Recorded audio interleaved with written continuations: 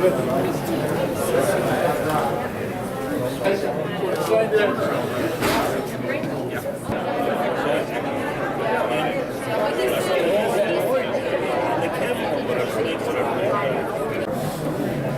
know why?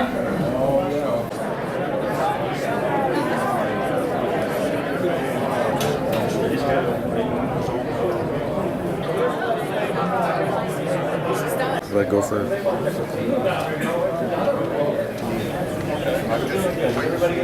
My name is Scott Kurgowski. I'm the attorney for the Joint Landowners Coalition of New York. And thank you, everybody here. Thank you so much for coming to our rally today.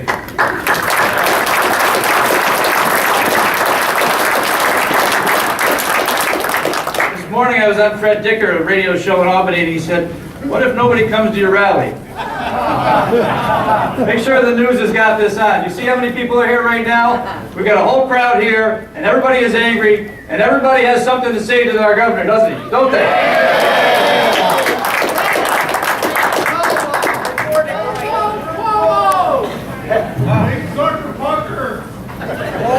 The first thing we want to do is we want to welcome some of our elected officials that are here, because we're just so thrilled.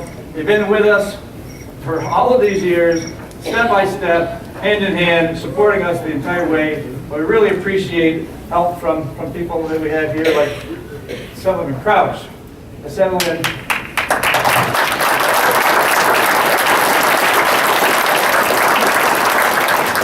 Chris Friend, Senator Tom O'Mara,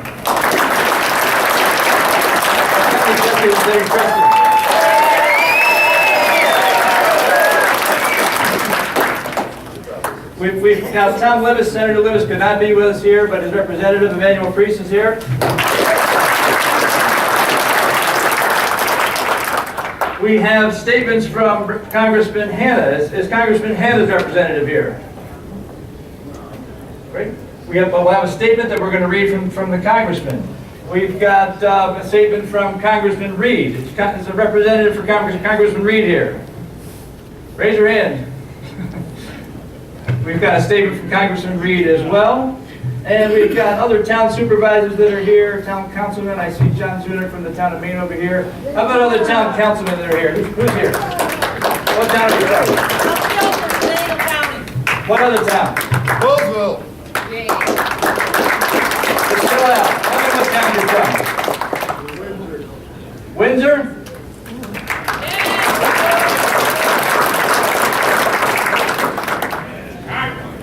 There's a councilman back there. Was that Jim Finch I heard? Yeah. Oh, I see Del Boyle, our new representative out in Conklin. Welcome everybody, and thank you for coming. Thank you also, by the way, to the Holiday Inn. You don't know this, but the Holiday Inn has been with us, supporting us for quite a long time. So thank you to everybody at the Holiday Inn.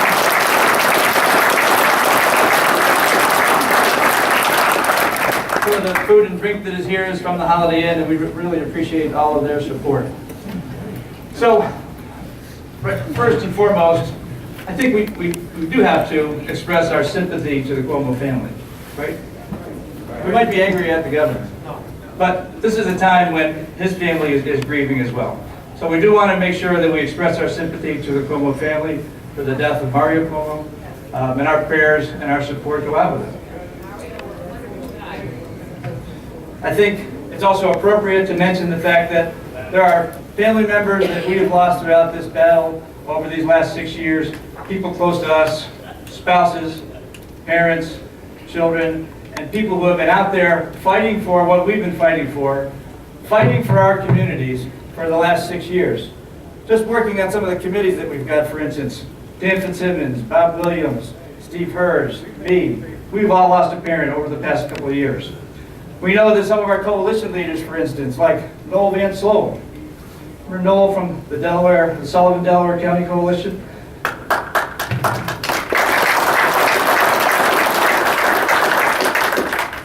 Noel lost his life coming back from Albany, where he was there at one of our rallies supporting our cause.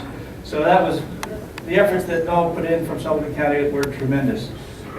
Jim Ward, the leader of the Southwest Coalition. lost Jim Moore during this battle.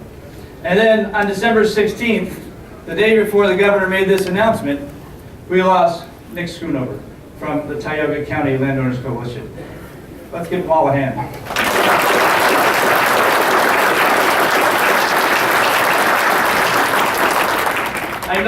I know that there are so many others that are out there, others that we've lost, others that are close to us, others that have been fighting.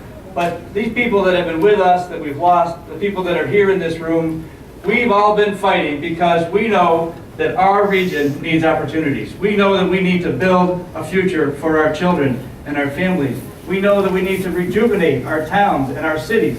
And we know that this was one of the best opportunities that we could have, that we may see in our lifetime. And we will not give up. Never.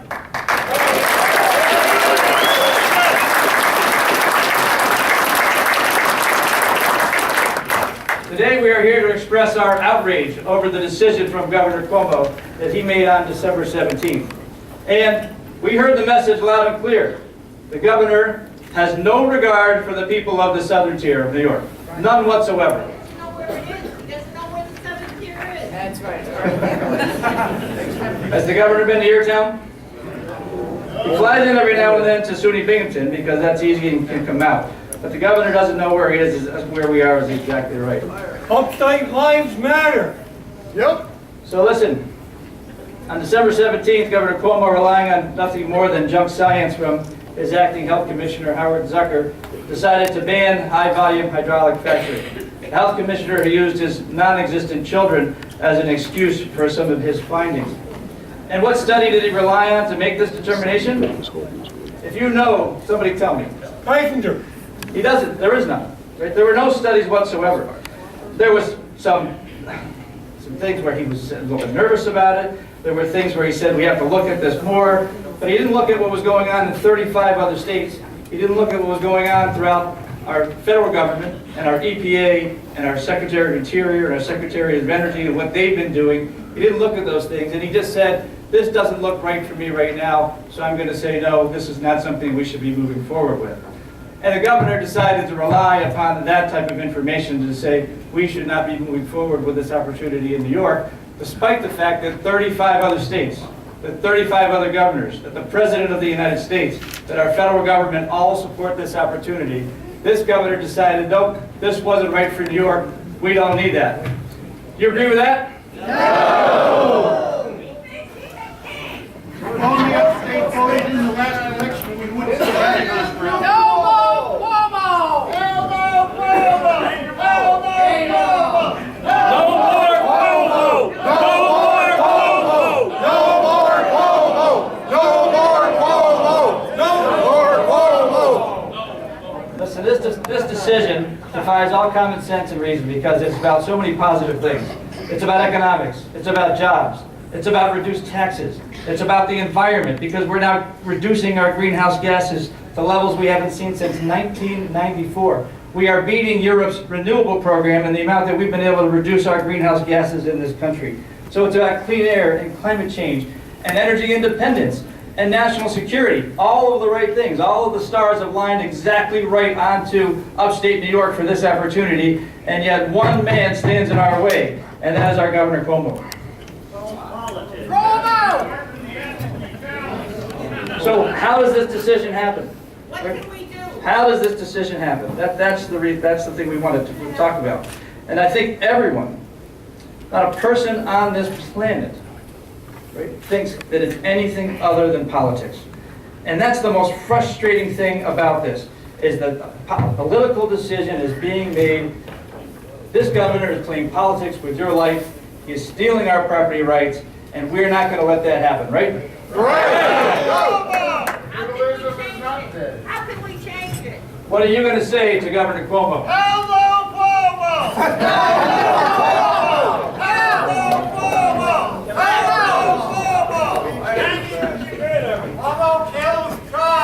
Listen, I've got a statement from Congressman Hanna, who couldn't be with us, but Congressman Hanna agrees with us. He represents the 22nd District of New York in the United States House of Representatives.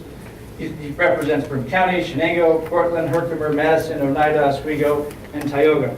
Congressman Hanna sent us the following statement. The governor's decision on natural gas production seems to be driven more by politics than sound science. Albany laws and regulations have held back the upstate economy for far too long, especially here in the southern tier in Binghamton.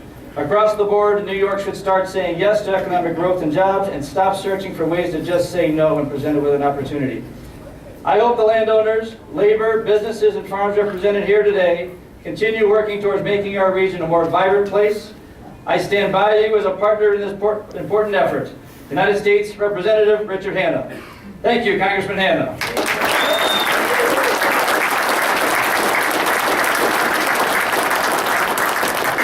And then just last Friday, the federal government said they agree with you and disagree with Governor Cuomo.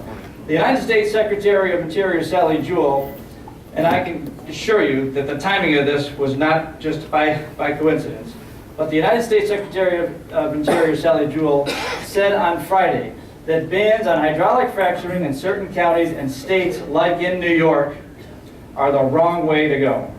I think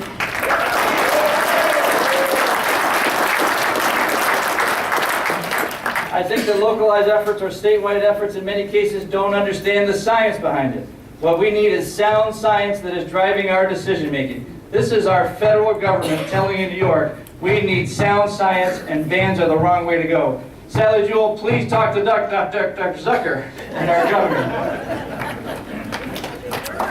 Now, right, just last week in the inaugural address, Andrew Cuomo said that Americans are rightly disheartened and disappointed by the economic climate, and rightly so. While American capitalism never guaranteed success, it did guarantee opportunity. For too many, the dream of economic mobility has been replaced with the nightmare of economic stagnation. You've got to be kidding me, right? How is it possible that this governor is speaking those words and taking away from you the biggest opportunity that we will see in our lifetime? This governor is not only taking away those opportunities and stealing your property rights, but he is the reason for the stagnation that we have seen in our communities.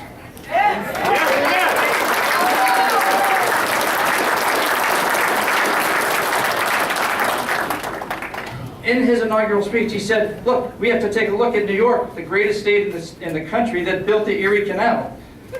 Do you think we could build the Erie Canal today under this administration? It's never happened. And the point is this, right? So this state is a great state. We have the ability, we have wonderful minds in this state. We have the ability to get these things done. If we can do things like build an Erie Canal, we can build a regulatory program that protects the public, protects our communities, and brings this opportunity to New York and to the nation. Let's get that done.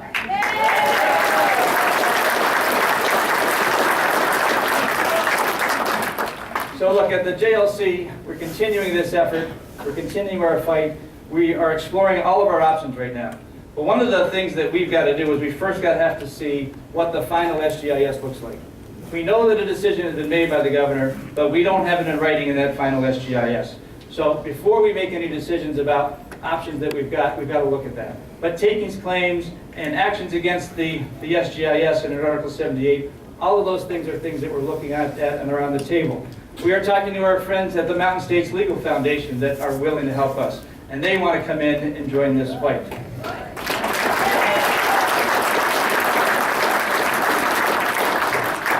If you've got ideas on things that we should be doing, either legally or politically, or any other idea that you think will help this process, get to us and let us know. Just on December 16th, we had a meeting to discuss the town zoning issues. Right? This was the night before the decision was made. And I can tell you that the mood at the JLC was extremely positive. We had 73 coalition and town leaders there, all talking about how we were going to move forward with the zoning issues. Because after Middlefield and Dryden, all of our towns, or many of our towns, need to address their zoning. So we introduced the zoning initiative that we were going to roll out among all the other towns. And I'll tell you, we all saw that this was a pathway. So fine, the courts have said that the towns that want to have this, they can have it. The towns that don't have to have it. But let's move this process forward, and the JLC is ready to help with that initiative.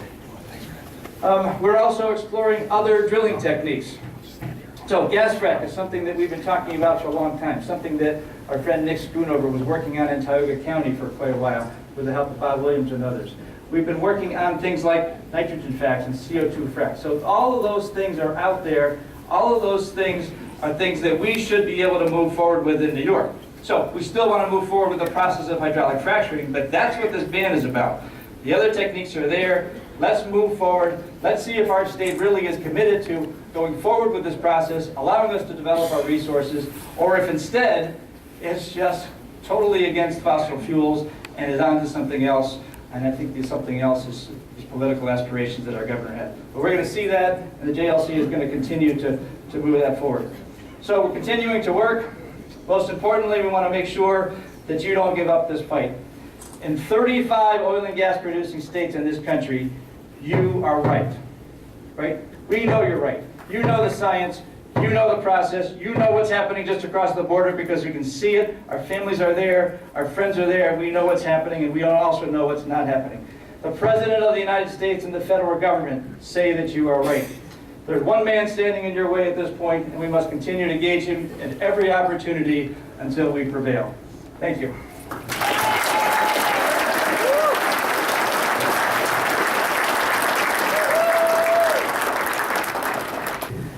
Senator O'Meara, thank you for coming. Thank you, Scott. I wish I didn't have to be here today, and I'm sure you all wish you didn't have to be here today for this event. I want to thank you all for being here to help in continuing this effort for natural gas exploration across New York State, particularly here in the southern tier, right at home. You know, this country was founded on and has grown on exploration and innovation throughout its ages, throughout its existence. The Industrial Revolution, the race to space, the computerization era, and now the next innovative revolution that we need to have in this country is going to be energy. And Governor Cuomo has said no to that revolution being based here in New York State. To that exploration and that innovation of what our country is founded upon has been told no. We must continue our fight. I want to applaud Scott and everyone here involved with the Joint Landowners Coalition for the outstanding advocacy that you have conducted over the past 8 years. It's been remarkable, the perseverance that you have had, the forthright and out front and honest and open dialogue about the issues. When constantly confronted from the other side by misstatements, misrepresentations, and faulty facts that continually become disproved, and yet another one pops up just after that, as this organization and others in the industry have had to fight. I want to commend you for the forthright and honest and open way that you've handled your advocacy throughout this efforts. That has helped us in Albany. That will help us going forward in the future. We need to be a leader in this state. We cannot continue to say no. We cannot continue to tell 35 other states that they're wrong, that the federal government is wrong. We can't be the only one in this state that's got it right. I don't buy it.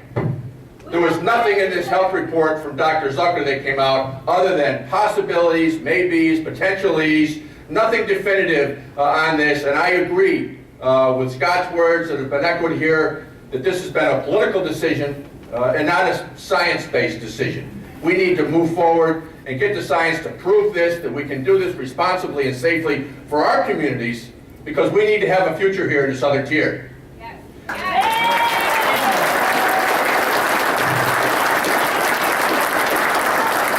I honestly hate to think that this decision has eviscerated the hope of so many across the southern tiers.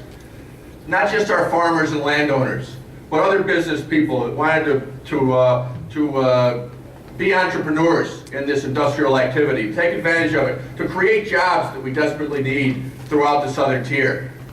That hope was eviscerated. And I have grave concerns over those members of this group that have been hanging by a thread to maintain control and ownership of your properties, with overburdened property taxes in this state, and to have this door slammed in your face is an outrage, and gives me great concern of what the future for what many in this group will be facing that have been holding out hope for that for so long.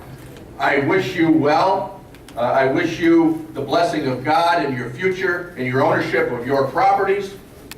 I look forward to a future in the southern tier that will provide prosperity, economic development, and jobs for the future.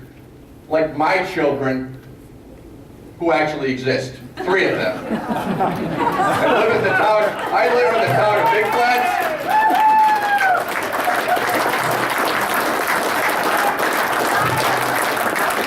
I live in the town of Big Flats, beautiful countryside. I have great concern for our environment. I have great concern for our water and our quality of our environment and our quality of water, as everyone in this room does. Nobody in this group has disregarded that throughout this fight, and we will not disregard it throughout this fight. But we will fight for a leadership position in this country, for exploration and innovation in the energy area that we deserve so that we all can prosper here in New York State. Please keep up the great work. I look forward to working with you in the future to resolve this issue fairly and fully on the facts. Thank you. Good evening. City of Elmira, Ashland, Baldwin, Big Flats, Elmira, Horseheads, Southport, and the villages of Elmira Heights, Horseheads, and Wellsburg in Chemung County, and all of Tioga County. And when we talk about science, we talk about being able to respond to the Commissioner Zucker. He is a scientist. He has a PhD in chemistry. We're very happy to have him.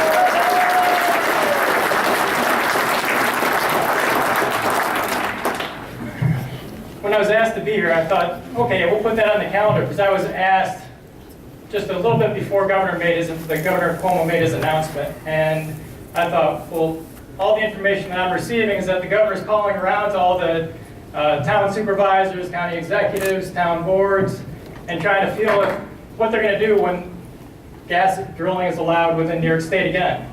And I thought, well, it's going to be opening up. We're not going to have this meeting.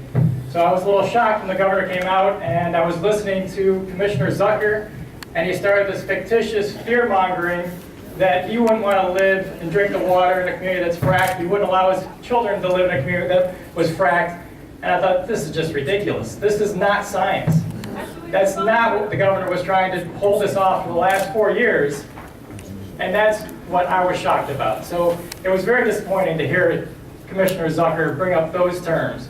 If he wanted to bring up anything, he could have gotten into the records of the Department of Health and used some of those fictitious records that you'll hear coming out of Ithaca, where there's a gas spill, and the number of gas spills that happen across the state. Well, the gas spills that they refer to aren't natural gas spills. They're gas that you put in your car gas spills that are on the side of the road or at a gas station. Those are the ones that they've been referring to, and that they allow this continue to propagate as misinformation. And that's the thing that's harmful. This is a fear statement. This is all based on fear and not science. And I'm really disappointed by that. Before I became an assembly member, I served in the county legislature in Chemung.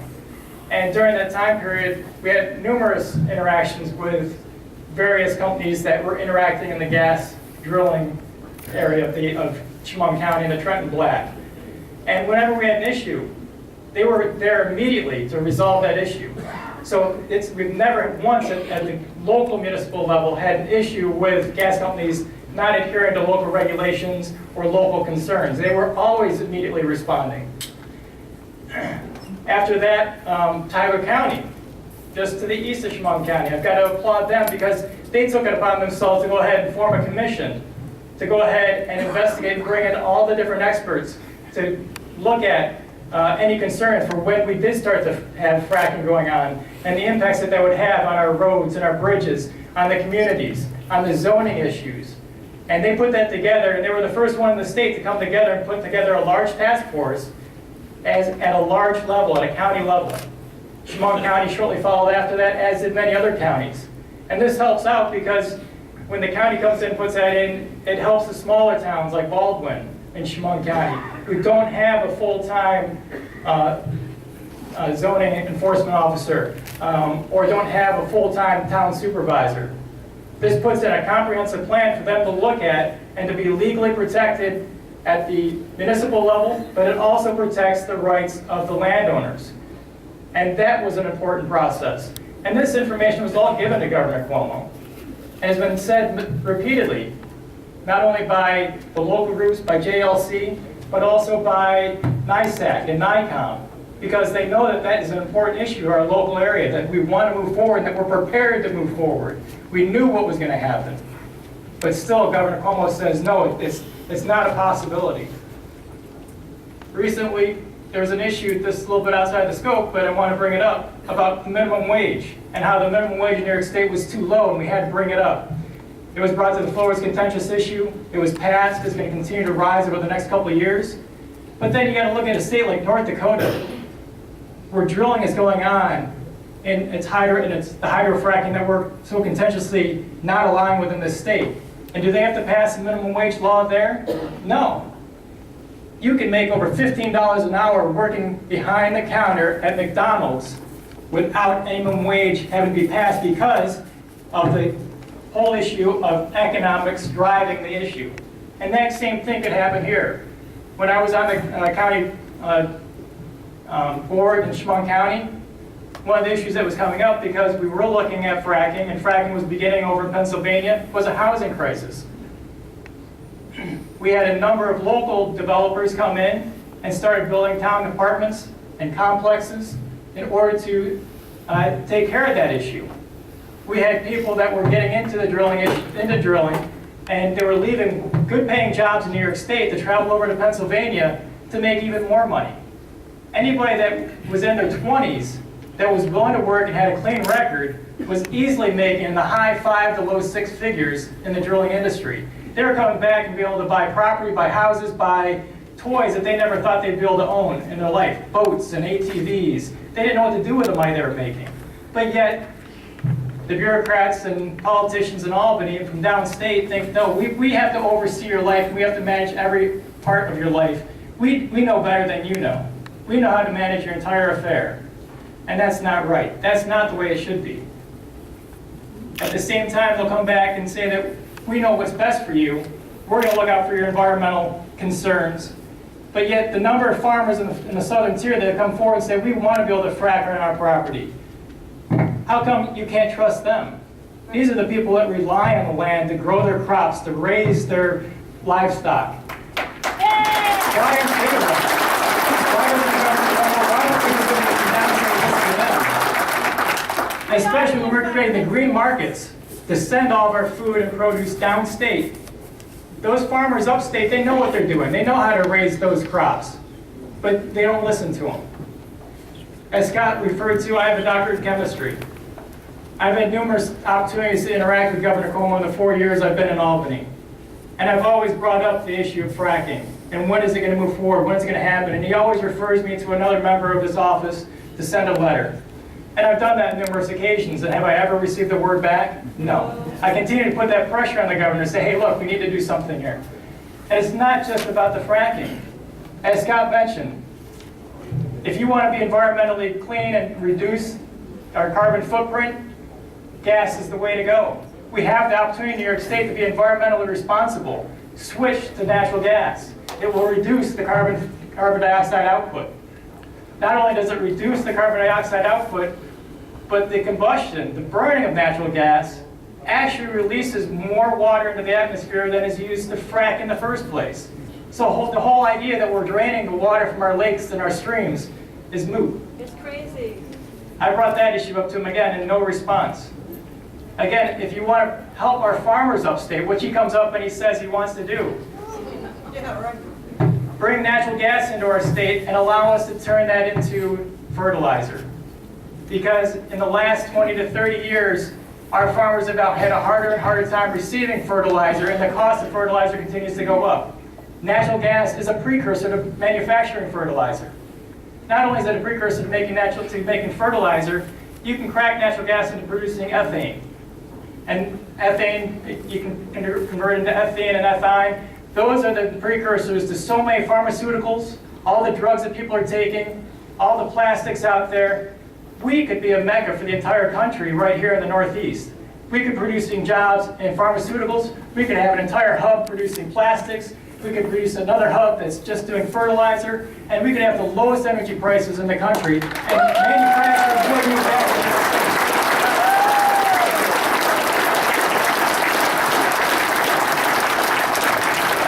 Thank you all for coming out here today. You need to keep up this kind of support Send your letters, send your experiences, any experiences from farmers, from workers, from friends, from family members that have left the state to go to Pennsylvania, have gone to other states. Send those to our members in the legislature that are from the urban areas and from downstate especially, because those are where we're meeting our resistance. They say that this is fictitious, that there's nothing happening.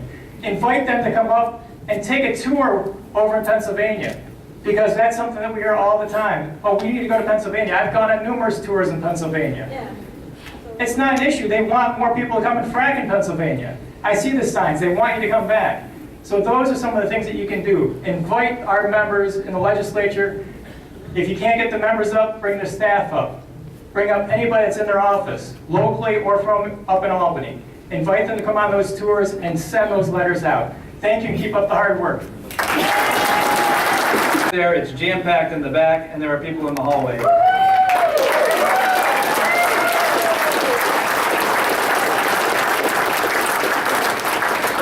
it's got to be over 500. Is that your number? It's got to be over.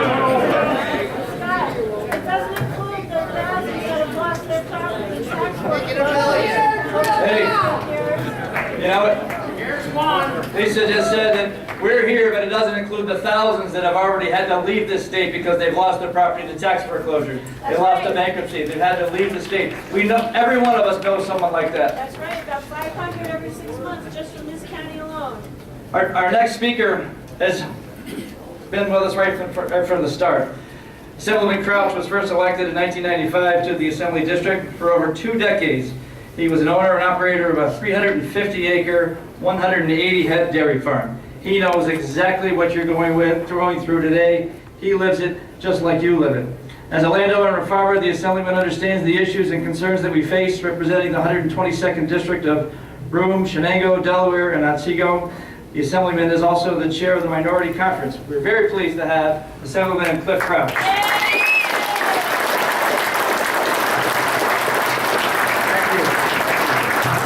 Again, thank you to all of you that have taken the time to come today. This means a lot, because we're just not going to take this laying down. We can't afford to. We've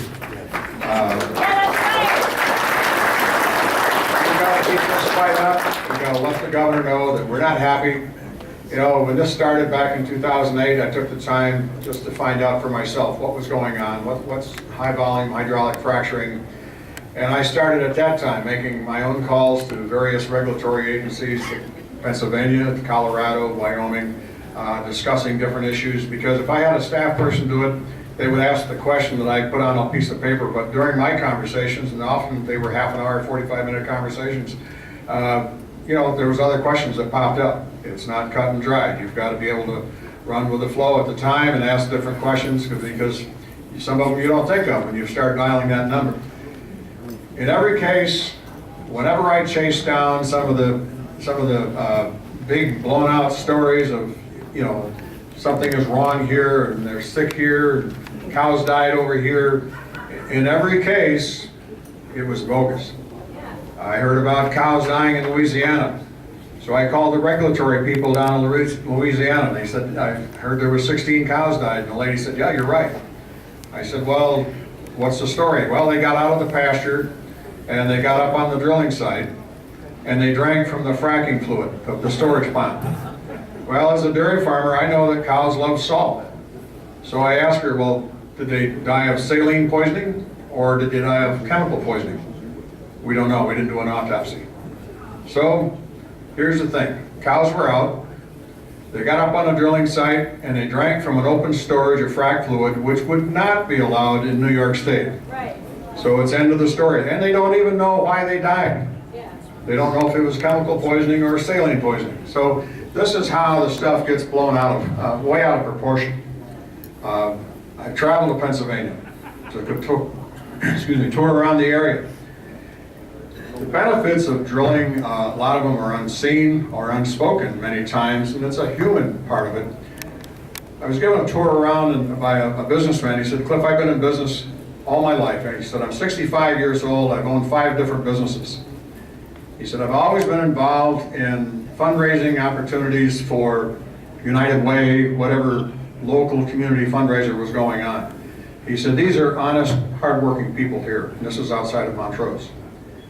He said, if you ask them to donate to United Way, they'll write you a check for 10 or 20 bucks, and they're proud to do it because they want to contribute to the community. They've always struggled for their money, but they're honest people. What's happened now is, he said, you ask these same people if they would donate to the local cause. They'll write a check for $1,000 because they can, and they're proud to do it. So the human aspect, the humane aspect of what could go on in this area is unbelievable. And the fact that we've got the ad valorem tax here in New York, it just, everybody benefits. I get sick of hearing this argument, it's only going to benefit a few. You've talked to people out in Wyoming, I talked to a couple people who came from Wyoming, they said schools out there have more money than they know what to do with. Show me a school here in New York that has more money than they know what to do with. And you know, you talk about benefit of that ad valorem tax, the tax that goes to your local communities, goes to your school, has an effect of lowering everybody's taxes. And that's what we need to keep fighting for and get that message out. It's not a handful of property owners, it's everybody will reap the benefit. Everybody.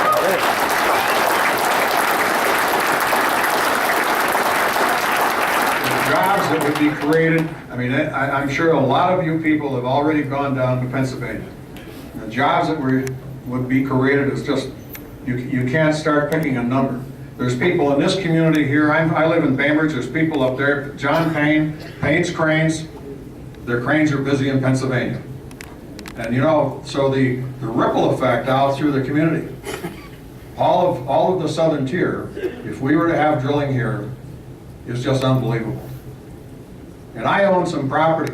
I have not signed the lease, don't know if I will or not, but I'd like the opportunity. I'd like the opportunity to keep that property and give it to my kids.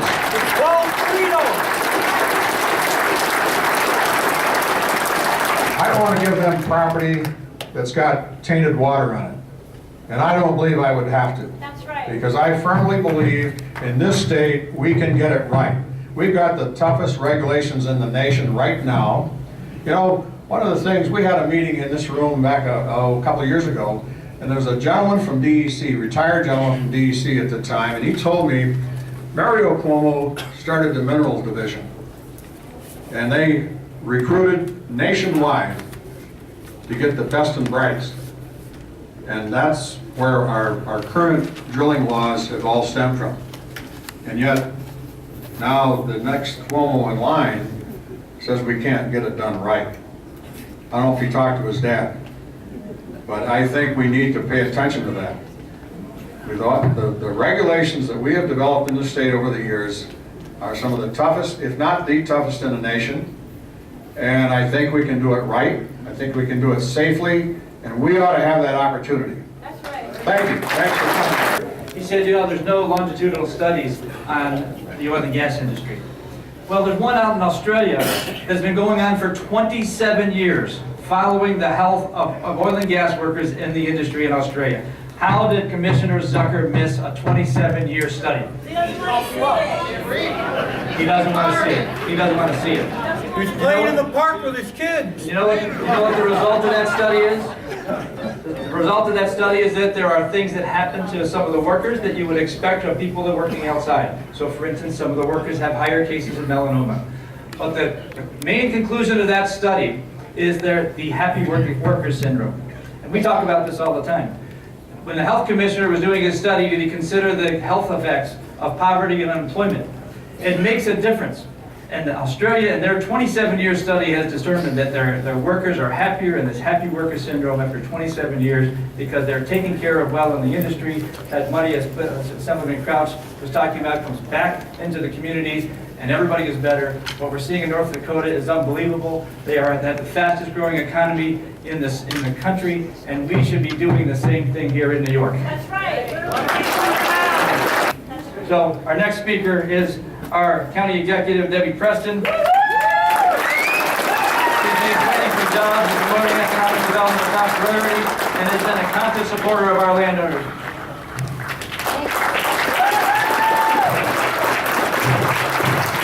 I have a lot to say, but before I get on with my spiel, I do have a statement from Senator Lewis, who is in Albany, but he didn't want you to think that he forgot you, so I would like to read what he has sent.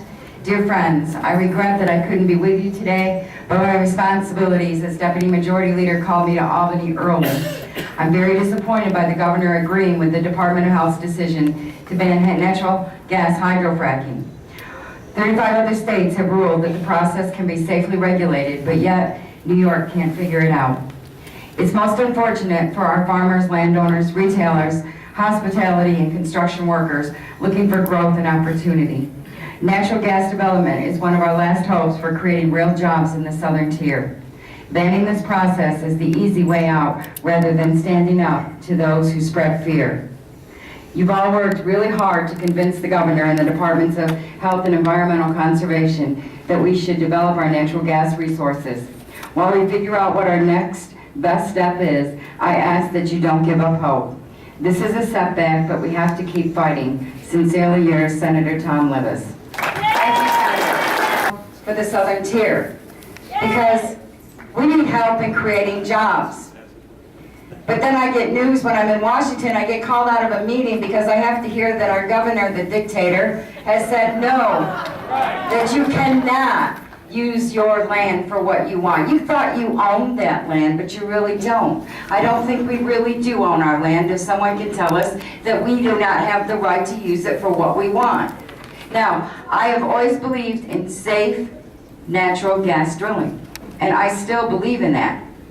I have been with this group since day one, and a good friend of mine, Dan Fitzsimmons, is here, and I'll never forget the day he called me and said, Debbie, I want to start this type of coalition, and do you think that we can get enough people together and we could have it at the church in the town of Conklin? I said, yeah, let's give it a shot. Well, the church was way too small, and it's grown and it's grown.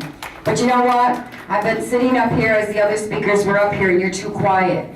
I'm afraid that you're giving up, and we cannot give up. We just have to fight Albany, and we have to fight harder. I don't really care how much money they got coming in from Hollywood, because this isn't Hollywood.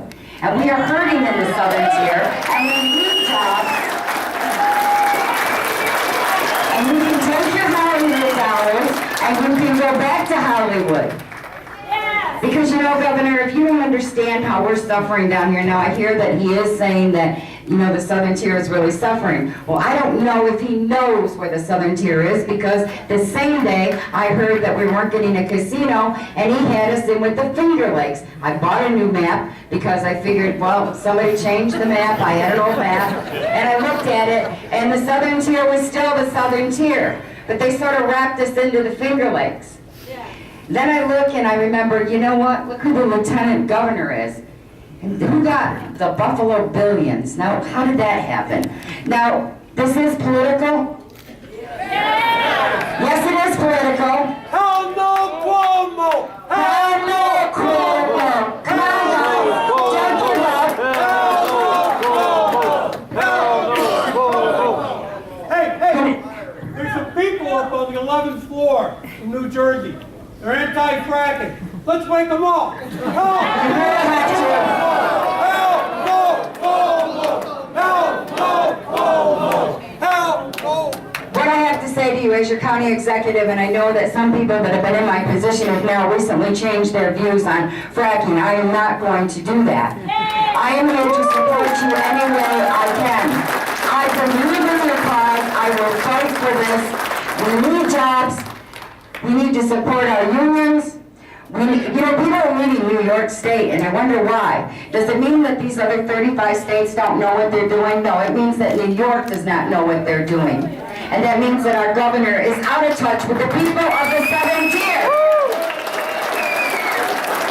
And today I ask you, Governor Cuomo, to please come and visit the southern tier, and please come and see how we are living and how our people are getting along, because we need jobs here. You made this decision, now you come down and you answer our questions, because we in the southern tier are waiting for your answers. I want you to keep up the fight. I'm with you every step of the way. God bless you, and we will make the southern tier the best in New York State. Thank you.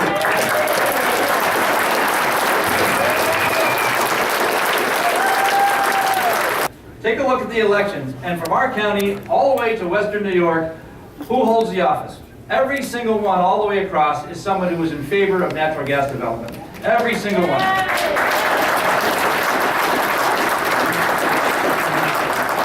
And we had a congressional race just this past election season, and that was a glaring example, right? Yes, sir.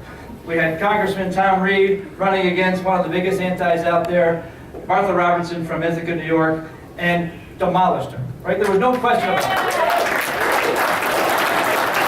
So when anybody says to you the polls are split on this, people aren't quite so sure, look at Congressman Reed's race. Look at every one of the races here. Look at the people who ran unopposed. Look at Senator Libous. Look at Senator O'Mara. We see what's happened. Senator Chris Friend ran unopposed. This is what's going all the way across. Senator Kathy Young, all the way Bill Nojay, all the way to Cattaraugus County. We are in support. Our legislators support us, and we appreciate their help, especially them being here today. Now, Congressman Tom Reed wanted to be with us.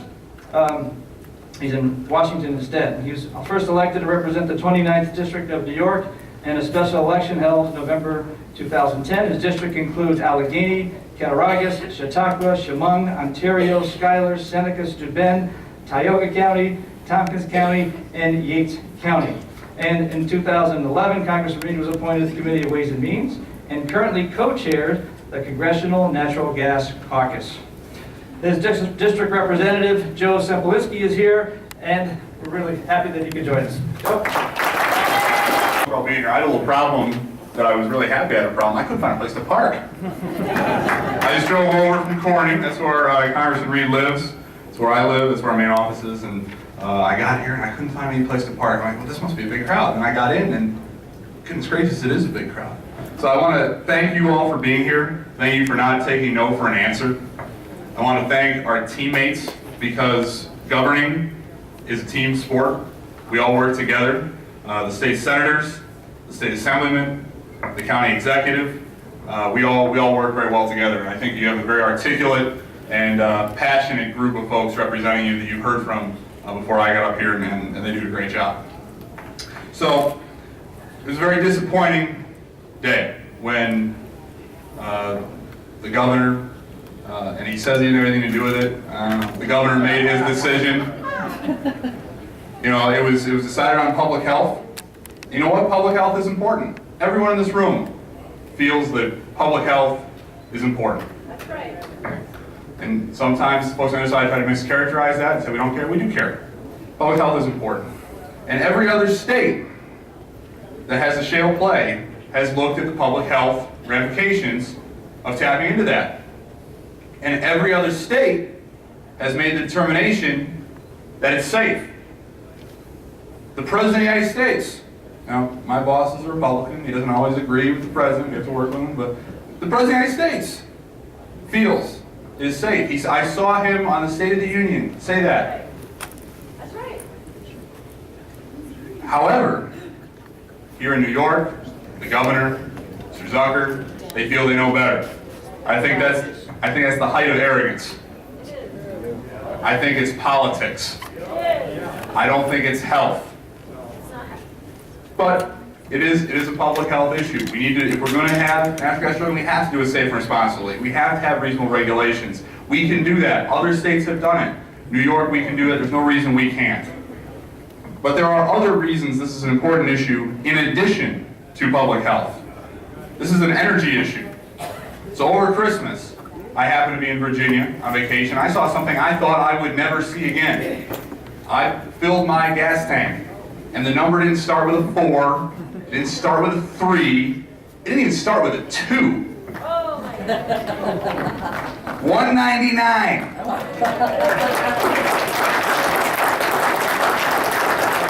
That doesn't happen by magic. That happens because the United States has tapped into its energy resources, not in New York, but in other portions of the country. That's a real impact on our energy security, something we've been talking about for decades, trying to be energy secure, energy independent. We can do it by tapping into our resources. And when we have an energy issue, we also have a national security issue. We see those prices, the low prices that we're able to pay at the pump. And we're seeing that not only because of what we're dealing with here. We also have a situation in the Middle East. That should drive the price up. When you have ISIS taking over sections of the Middle East, that should drive the price up. It doesn't. And the reason is because we have the resources here now. And we have to be honest with ourselves. We have in the past had to engage and spend blood and treasure trying to protect some of those natural resources. We don't necessarily have to do that going forward. It's a national security issue. Energy independence keeps us safe, keeps our men and women in the armed forces out of harm's way. That's right.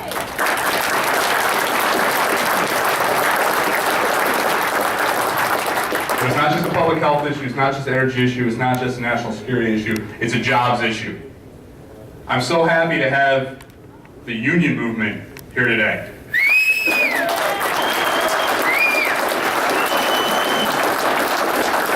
And I thank the Joint Landowners Coalition for inviting us. We also had some of the unions reach out directly to our office and invite us to come. The jobs in the gas fields are real jobs, but it's not just them. If you want to place a factory, what are you going to look for? Well, one of the things you're going to look for are stable utility rates. You're going to look for being able to tap into the infrastructure that we can put in place if we have safe, responsible gas drilling. So it's not just going to be direct jobs, it's going to be thousands and thousands of indirect jobs.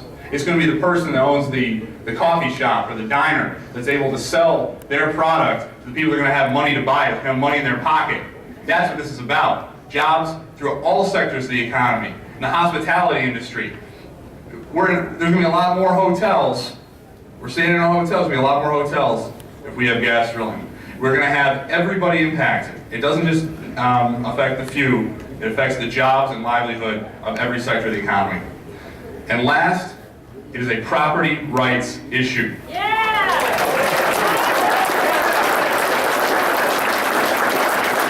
I'm so happy to see that banner protecting our property rights. This is America. You should be able to use your property responsibly as you see fit. That's right. That's right. If you own the mineral rights to your land, you own the mineral rights to your land and should be able to access them.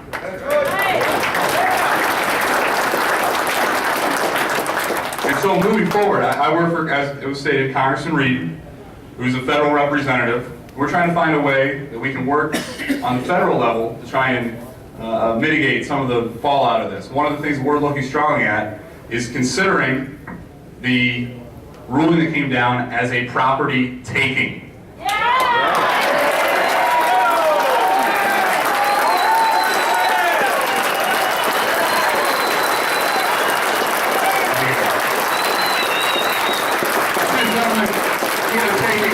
There we go. Unlawful government taking is tyranny.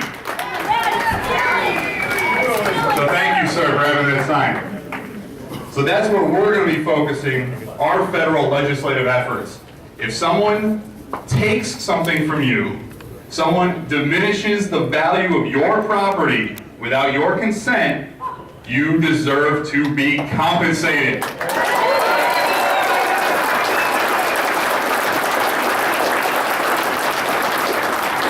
And when Governor Cuomo, hopefully, someday has to pay you for what he did to you out of his budget, I think that may get the bully's attention.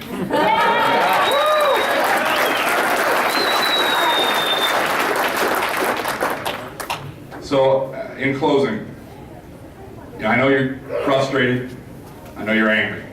And we're poor. And there's a lot of folks in our area that are poor. Congressman Reed, myself, our whole staff, we're frustrated, we're angry too. Congressman Reed lives in Corning in the house he grew up in. He's from the Southern Tier. I grew up in the Painted Post area, I live in Corning. I'm tired of seeing my friends and neighbors have to move somewhere else. I'm tired of seeing senior citizens that can't afford the property taxes to stay in their home. That's right. I'm tired of educating the best and brightest and having them go somewhere else to create jobs and build their future. This is a way All right. to stop that outflow. So don't give up. Your leadership on the elected side is with you, locally, But we need to all work together.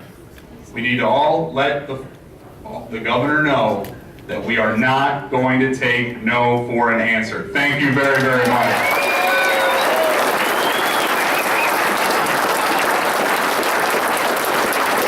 And one of the biggest impacts that we've seen, we were working with them directly, is the union, laborers, right, jobs. So we've got some union representatives here. They want to address you today to let you know what they think about this. Our first speaker is going to be Jim Rounds from the Plumbers and Pipe Fitters Union, Local 112. Jim? As Scott said, I'm Jim Rounds. I'm the business manager of the Plumbers and Pipe Fitters Local Union 112. I'm also the financial secretary treasurer and past president of the Binghamton Oneonta Building Trades. I grew up in Windsor, New York, and I am a lifelong resident of Broome County. And I'm mad as hell.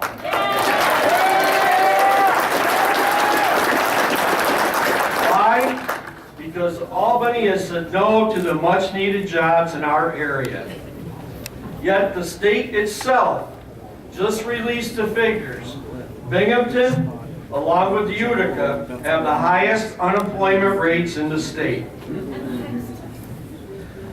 Of the 400 plus working members of Local 112, we currently have 37 working out of town, living in a motel at their own expense. They're away from their families in order to make ends meet. But they're the lucky ones. We also have 89 members who are currently not working at all.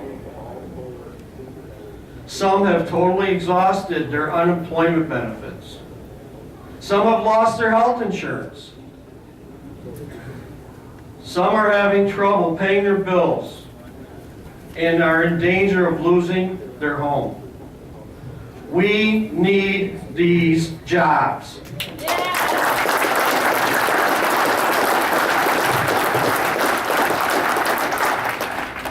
And it's not just the jobs associated with the gas, extracting the gas, it's all the other jobs that would come if the natural gas infrastructure were in place. The possibilities are endless. I'd even like to have the opportunity to have natural gas at my home. Yeah. Just like so many of those that are against gas development. Yeah. Hypocrites! Have in their home. But Albany has decided it's not safe. What really is 100% safe? Is driving always safe? Is it always safe to cross the street? Is putting a manufacturing plant in your town 100% safe? Is it always a safe working environment for the men and women who build our roads and bridges? They put their lives in danger every day. How about for those of us that build any type of building, including your home? Is that always safe? The answer is no, but we still do them. We have to. It's called progress. Those of us in the building trades live with this every day. We recognize the dangers and mitigate them as much as possible by providing the best trained, most skilled labor force in the area.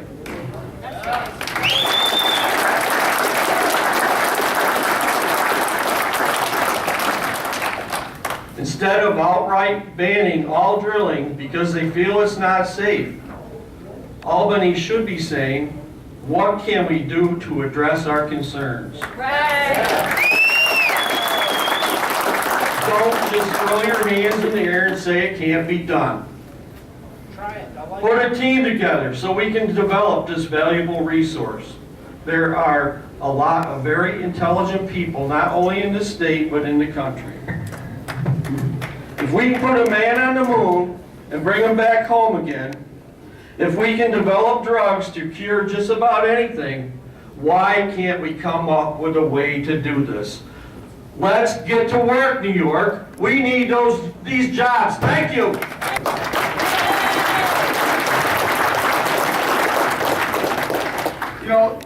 Dr. Zucker, I'm concerned about my family too and my child.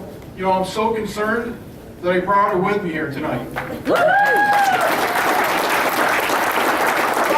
2 years ago, myself and four of my colleagues had the opportunity to tour Bradford County with a couple of Bradford County commissioners.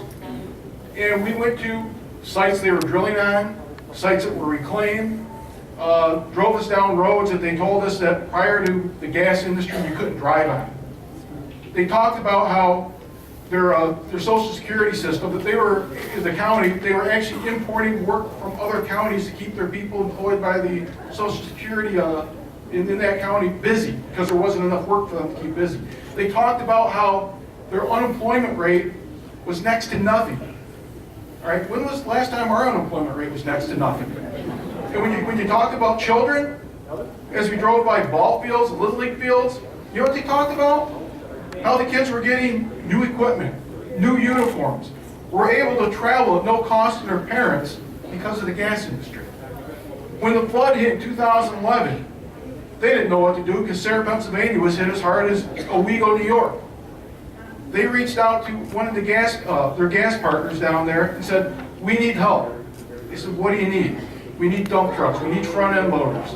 In a week, they had Sarah, Pennsylvania cleaned up. Owego, it took months. Did they get a bill? No. So when you talk about good partners and, you know, family, and another thing to talk about, we drove by cemeteries. All right? Instead of having to have volunteers or, you know, people come take care of the grave sites, the cemetery associations were able to hire landscapers to take care of the cemetery so that our loved ones who passed, you know, their graves or their tombstones didn't look hideous. You know, so when you talk about family, it all comes around. And they talk about how what wonderful the partners the gas industry is down there. All right? And that was 2 years ago. It creates jobs. Many of our members are still working in Pennsylvania in gas-related industry. Right? Many of our members worked in Horseheads, New York at the Schlumberger facility. Schlumberger invested, what, 60 million in Horseheads because of the fracking? You know, those are all jobs that are important to us. You know, these jobs, and whether they're union or non-union, they're created by gas. All right?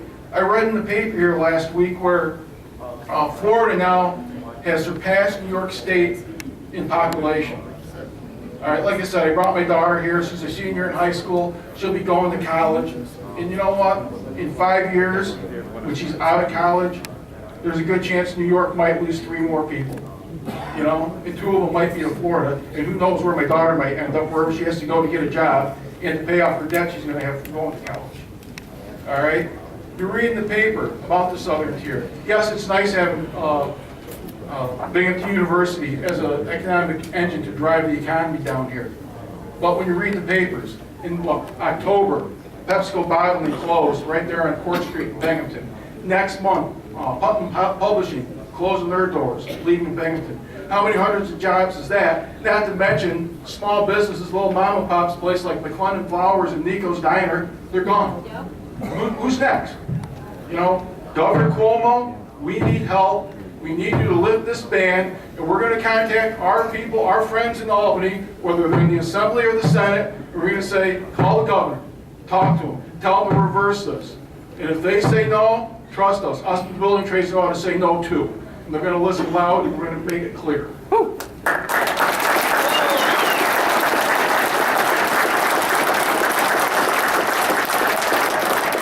want to thank everybody for showing up tonight. This is a great turnout. And one thing, I know that the anti-people are well-funded and they're very loud and they're in the minority. However, this sleeping giant that's in the majority has been woke up and our voices are going to be heard, Governor. So you better listen up because we're mad. Thank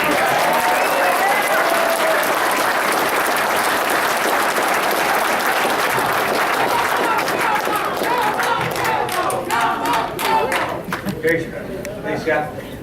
David Marsh is our next speaker. David is from Laborers Local 785.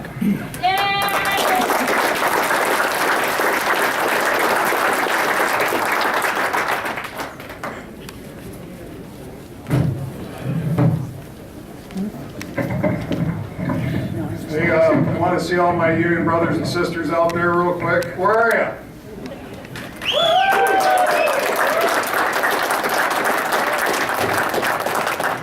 You know, we were very disappointed with the governor's decision.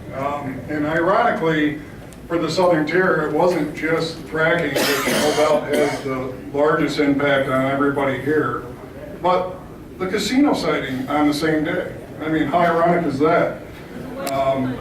The building trades here locally had negotiated project labor agreements to put our folks to work, our local taxpayers to work on those casinos, whether it was at Taiga Downs or Tradition. So that was a double whammy for us, and it really hurt. So since then, the governor has said that, first of all, he wasn't involved in the decisions. And then maybe we should consider a fourth license for the true southern tier. And now he's saying that don't worry, we're going to try to implement the Buffalo Billions concept across, well, he said Rochester, Syracuse, and Ithaca. We're not for sale. Now, I don't know if he just forgot Binghamton, New York, and Elmira and Corning. I guess Ithaca is northern part of our area here, but, and by the way, that's where my office is. But I just find it interesting, over and over again, the southern tier seems to not be on the governor's mind. You know, we have wonderful politicians here who have been supportive through this process. For, I don't know, what has it been, 7 years we've been trying to get this done? Has it been that long? 7 years now? 8 years, almost 8 years? You know, our politicians are working hard to try to get this done. Unfortunately, they're not being heard in Albany. The billing trades, our members, calling, writing letters, trying to get our chapter in Albany, trying to get this done. The contractor associations, trying to get this done. What's going on here? It just doesn't make sense. So I'll start talking a little bit about our experience as labor when we go to meetings to try to get our projects approved. So when pipelines run from Pennsylvania through New York, and there's 2 that are awaiting approval, and I'll talk about that in a moment, what they actually are, and there's more planned, we're running into difficulty there as well. But at these meetings, these anti-folks say things that aren't true. And one of the things I just want to set straight on the record again is how much work we in New York State have derived from the Pennsylvania boom. Everybody in the trades, at least they were, is working, and because of that, our brothers and sisters to the south have called us for help. What's that mean for the laborers? Now, we cover 8.5 counties, we have 1,000 members, and I don't have 2014 numbers yet, but I'm pretty sure they'll be impressive as well. But in 2011, 12, and 13, 30% of our man hours were our members working in Pennsylvania. If that isn't significant, I don't know what is. And it was a godsend because we don't have work for them in New York. Now we don't have the drilling in New York. I'm blown away. And as Scott said, and as Jim said, building trades isn't laying down. We're with you. We are fighting hard. We're pushing back, and we will continue to lobby for this to get change. I want to talk about on a personal level a couple of things. First of all, for the landowners, thank you for being our partners. Yeah!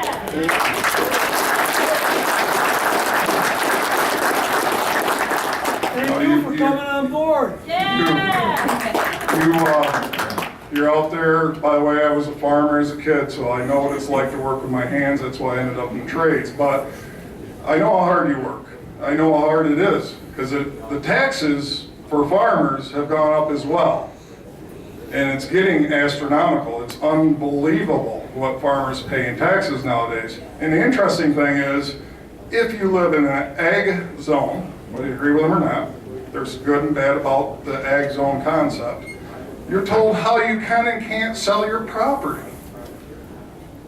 So now, if you're in an ag zone and now there is no drilling and you're having trouble meeting your tax burden, what are you to do? Sell it to the NRDC. Might as well just let them come take it, I guess. I don't know. It's really sad, and some of these farms are probably 4th and 5th generation. There's a lot of pride there. I 7th generation, there you go. I really feel for you, and all I can do is say I'm sorry, and we're not giving up. And I know you won't either. So, I gotta talk about a couple of things I would hope the governor will pay attention to. And just interestingly, these 3 projects happen to have natural gas associated with them. I don't know if that's the issue or not. I hope not, because he talks about how his administration, will help us get back to work here in the southern tier. Don't believe him. So, obviously, we've already talked about there's the possibility of a 4th casino license in the southern tier. I suspect that the process will require each of them who may apply, and I guess Jeff Burrell has said he is interested in applying again, will have to pay $1 million fee again to apply, so that's a nice, I guess, revenue windfall for the state while we wait to go to work. Right. And then I got 2 other projects that, 3 other projects that are gas related that I want to just mention here, because we want to always try to turn a negative into positive if we can. I'll try to be optimistic and think that maybe these can go forward. So we have right now the State of New York Public Service Commission has the Williams Energy Natural Gas Pipeline in Windsor, New York, case number 13T053 in final approval.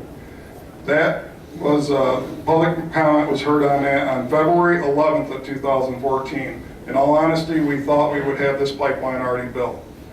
Don't know what the holdup is, so we're still waiting approval on that. Governor Cuomo approved that, helped the PSC to approve that project so we can go to work. The next one is, the PSC is also reviewing the Cuba Power Plant repowering proceeding, case number 12E0577, that will allow the retrofitting of the Lansing, New York power plant to natural gas power generation. Governor Cuomo, please move that project forward. Where does he get the gas from? Well, that's the big debate. It's natural gas, so should we do it?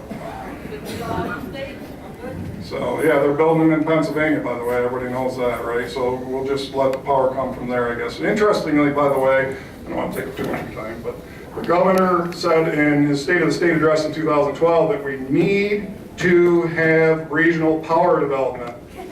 Because after Katrina, it came to light that if you don't have power in the region, you could not have power for weeks or months. Now, we don't know. We'll see what he comes up with on that one. He doesn't think they're a region. Yeah, I guess not. And finally, and then I'll quit, because I could go on and on, believe me. I'd probably bore the hell out of my family and friends with this shit.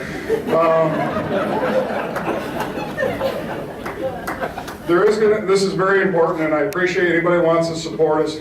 Next week, and the first hearing will be Monday at the middle school. Chris, which middle school is it? East Middle School. There'll be public comment on the Constitution pipeline.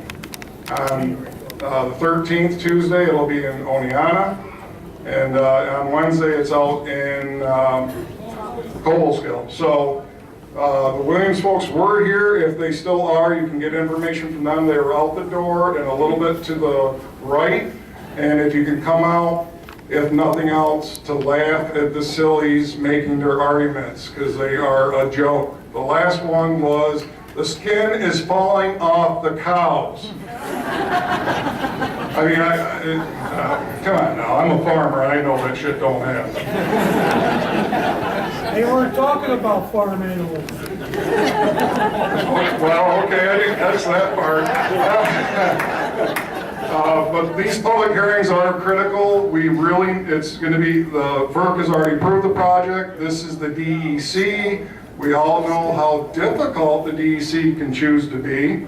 If this project doesn't get approved in the next couple of months by the DEC, we will lose another construction season building the Constitution. That's another year that anyone who is along that line won't enjoy the benefits of the laterals that'll come off that, which will allow them to have natural gas for the schools, the municipalities, and for the homes. There's a plan for all of this, but we got to get the pipeline in first. So that will, for us, for the laborers, create minimum 200 jobs, just to give you some idea of how big of a project it is for us. So we are your neighbors. Again, we apologize that our governor has made poor decisions. I'll tell you from upstate contingency, we have not been supportive of the governor. Obviously in New York City, they are. You know how politics goes. There's more of them than us. Succession. So hopefully he is going to actually pay attention and allow these projects to go forward for the building trades folks. Thank you. Wow, nice crowd. I'm not much of a public speaker, but these guys, you have to accuse them of pet plagiarism because they took everything that I wanted to say today and wiped me out. Okay? But, okay, I'm Bill Grady, president of the Delaware Property Owners Association. My good friend Noel was killed on the way back from Albany one day after a gas rally up there. We have 80,000 acres plus probably somewhere of 1,200 people or families involved in it.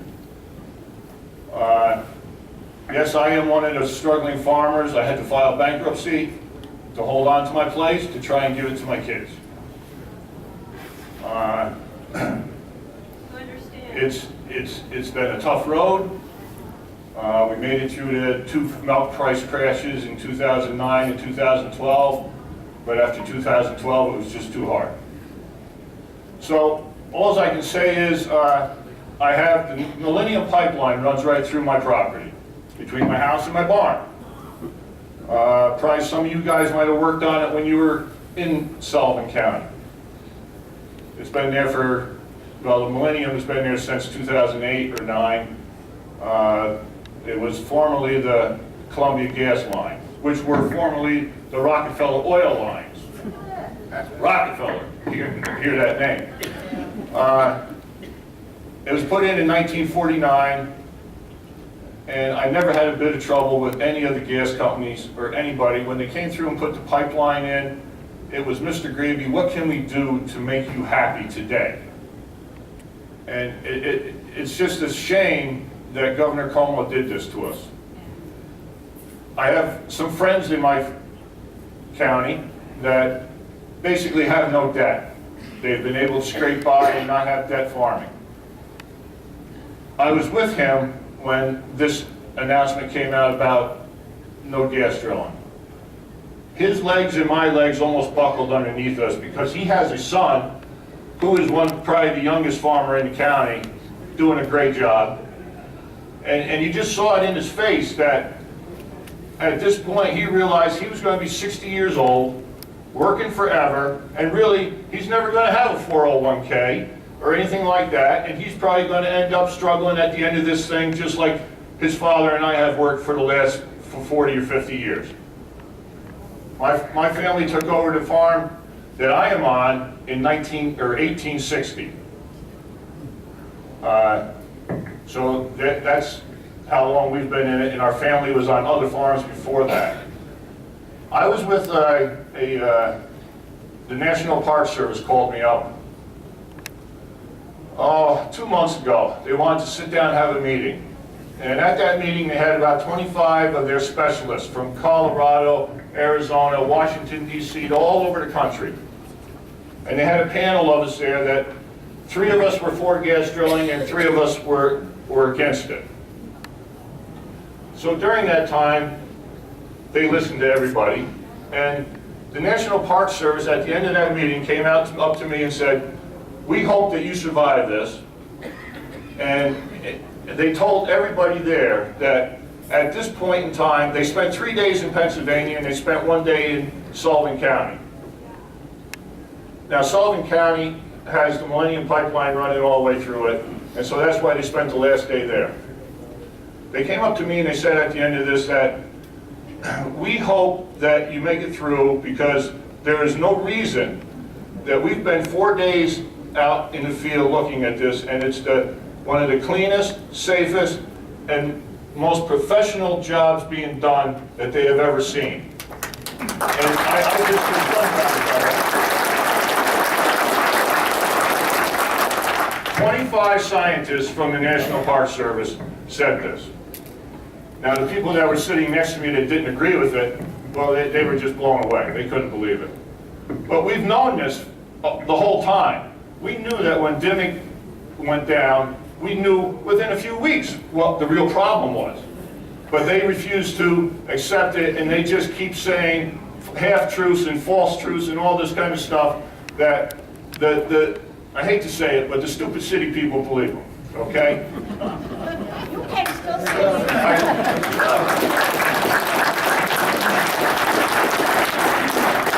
I live in Sullivan County, and I'm blessed to have the Delaware River in my backyard. I'm about 2 miles off the river.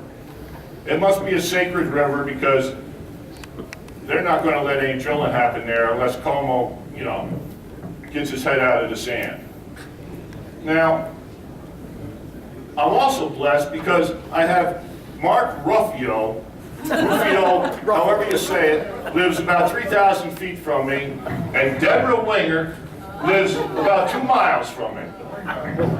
Now, they all say that they're going to be friends of the farmers and friends of the neighborhood. Well, the only ones that are friends with them are their housekeeper, their lawn mowers, and people that serve them like slaves.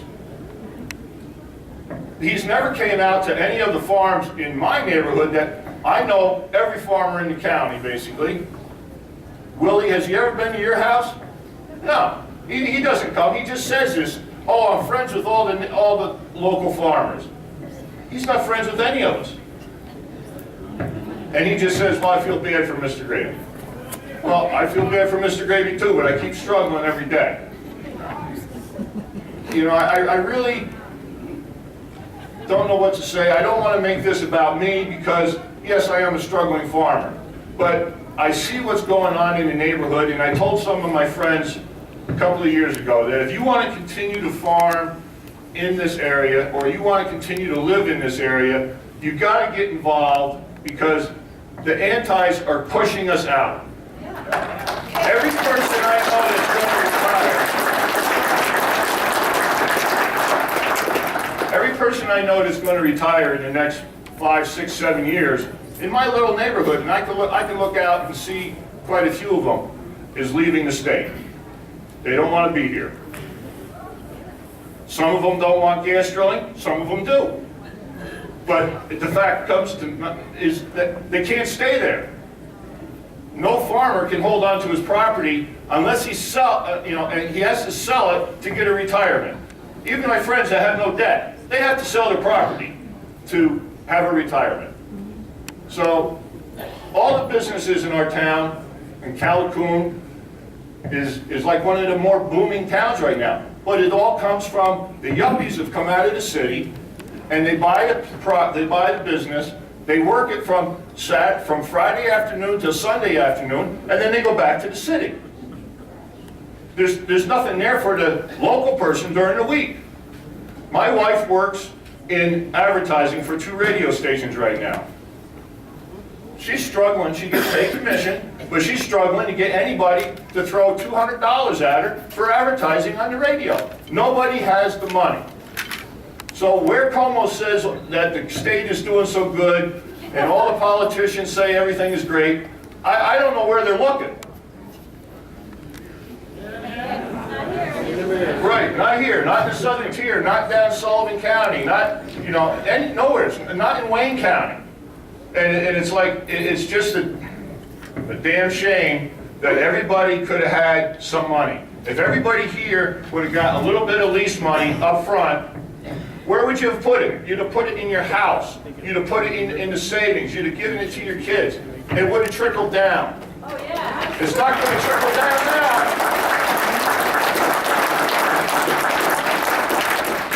The casinos Sullivan County is going to get a casino.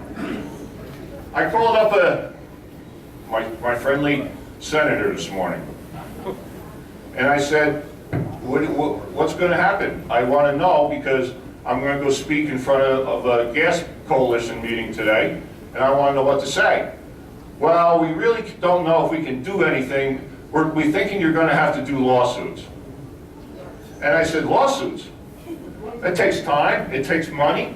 So all I told him was, and I really kind of went into him pretty heavy. I said, all I can say is that we control the Senate. And whether the Democrats want it or not, we have to quit kissing up to Cuomo and doing everything he wants just because we might get a casino or we might not. I'm all for all the union guys. I know a ton of union guys that are working in Pennsylvania. In fact, I'll give you a short story. I went to a town board meeting one night, and my good friend Deborah Winger was there. So I said, everybody had their chance to speak, and then I got up and I spoke, and I said, after she gave her nonsense, and I said, Debbie, it's nice to meet you. I've never, we've lived neighbors basically for quite a while, and it's nice to meet you. She turns around with these snake eyes, and she says, my name is Deborah. Don't ever call me Debbie.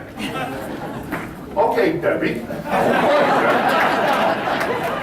So anyway, then I proceeded to tell how many people I know that were in Pennsylvania working on the pipelines and doing other things.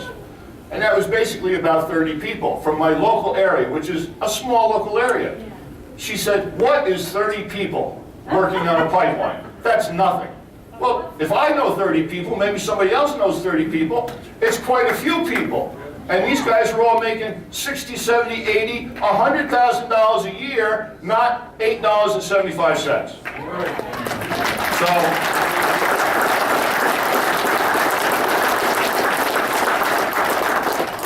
all I can say is I'm going to keep fighting. I want everybody here to keep fighting, and maybe we'll beat this thing eventually. Thank you. I think I like that one. That'd be a really good idea. I'd love to go. Now, one thing I want to talk about is so important. We're going to need all of your help. The next few months, as Governor Cuomo and the legislature come back in, there will be things we have to do, communications with the senators, and we've got to watch, because one of the comments he made is once he gets in there and everybody comes into office this time, they'll change the laws to make sure that we can stop drilling. We've got to have our Senate behind us. We're going to need to be able to move very quickly at times. We need everyone in this room to sign up for the newsletter at the JLC. Please go on the site and do that so that we can get emails out fast and have quick responses. It's something we've always had a problem with, is communication. We need to get over that. You need to tell your friends, get everybody you can to do that so that we can rapidly get out information to everybody as quickly as possible. Some of the other things that I've heard them talk about tonight, the union guys are mentioning it. The Constitution pipeline. That pipeline is going to have taps off from it. It's going to supply natural gas to the school districts and some of the communities up through the route where it's going to go. That's so important to those people. But remember, with those taps, when those communities get drilling and drilling happens, taps can work two ways. So that's something to keep in mind, and we need to support those people. What I'm seeing going on across New York State is these activists are taking away everything from the landowners, from the people that live in New York State, from us, the residents. They're stealing our state. If we don't stop them, don't do something, try to do something to just stop this madness, we're going to lose everything. Taxes are going to get worse because more people are going to leave. That's what's going to happen. We're going to end up in a really bad situation, folks. We're in. We have to, yeah, we already are in it. But it's going to get a lot worse before it gets better if we continue to let these people run our state. Now, there's another take action that's on our website, the Crestwood facility with propane. That's on the other side of the state, the western side. They're trying to get a propane facility put in there. They've been there for 50 years, and these people now are trying to stop that. If you buy things from businesses that have propane, that use propane, that's costing all of us money. If you heat with propane, it's costing all of us in New York State money. We have to stop the madness. Go on that ad on the right-hand side, and please, it takes 2 minutes. Let Governor Cuomo know. It's very easy to do. You just got a few clicks. Let Governor Cuomo know. We're going to have more things that are going to be coming up all the time that we're going to need to get out quickly. We've got to respond to a lot of these things. I want to thank everybody for coming out. This was a fantastic event. It was really good. And I want him to get that message. Cuomo must go.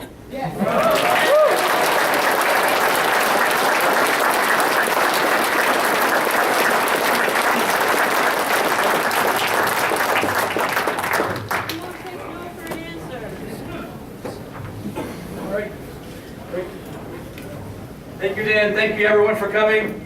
And let's just finish with, are we going to let him take our property rights? No! Are we going to let him take control of our destiny? No! These opportunities for our families, for our communities?